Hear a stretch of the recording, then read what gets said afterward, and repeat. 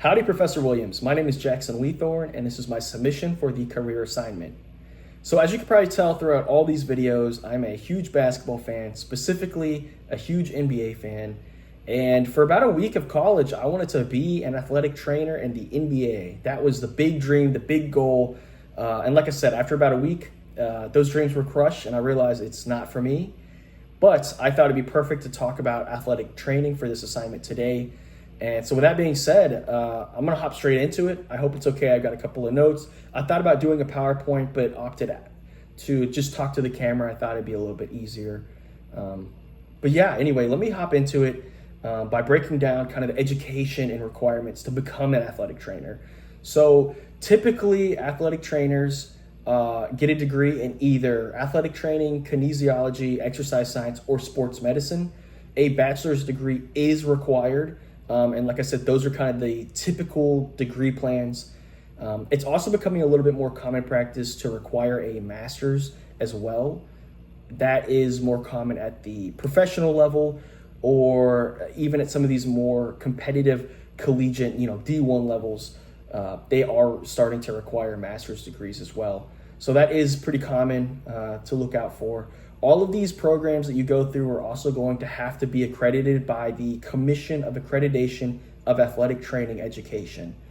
This essentially is just to make sure that it is not a bogus degree, that it actually does prepare you for your career. And then on top of that, there's also the board certification exam that is going to be required. And then a lot of states require some sort of license or registration to practice athletic training.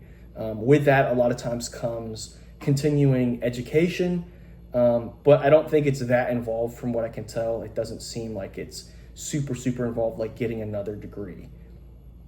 Now, moving on to employment opportunities. There's vast opportunities to be an athletic trainer. There's vast opportunities.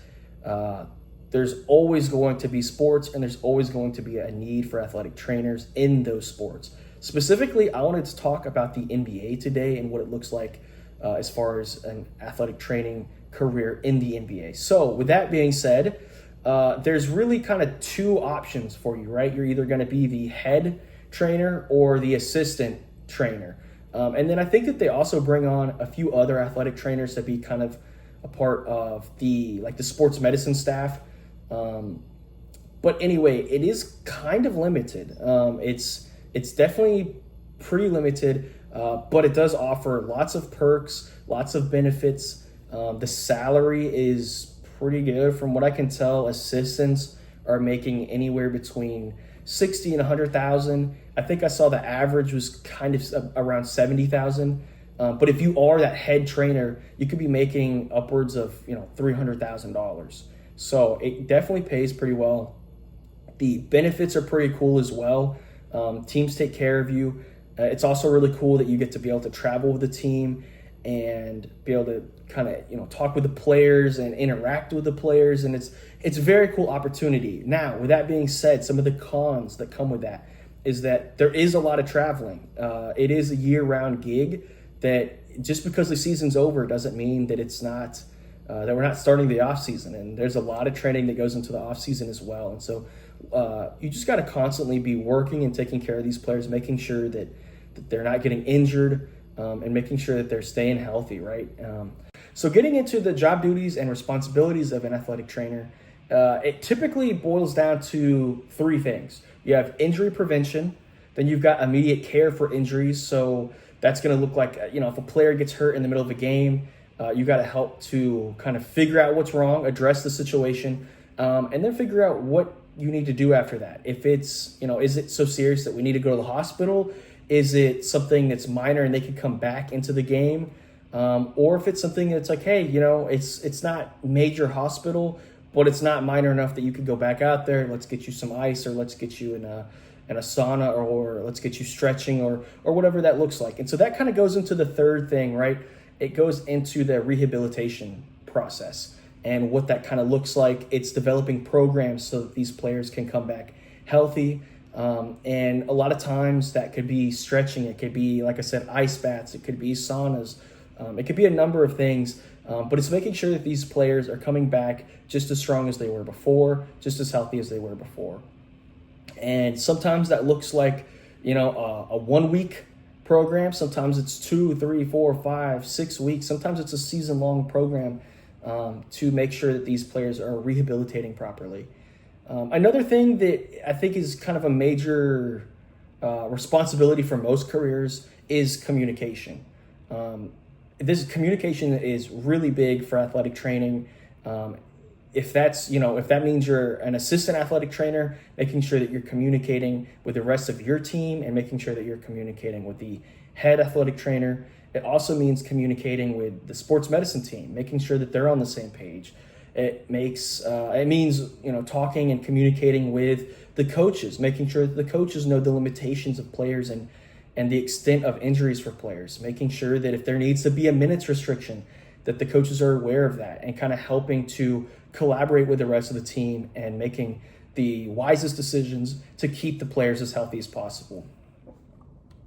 So what else? If we're talking about maybe some other like skills or traits or something that you might want as an athletic trainer, you're probably going to want to be in relatively good shape, because you're going to have to kind of keep up with the traveling, but then also kind of keep up with some of the players. And again, some of those rehabilitation programs, you might have to kind of walk them through that. And sometimes those can kind of get a little bit intense. So you might want to be a little bit physically fit. You don't have to be a professional athlete, but you do need to it would be healthy. It'd be good for you to be kind of in shape.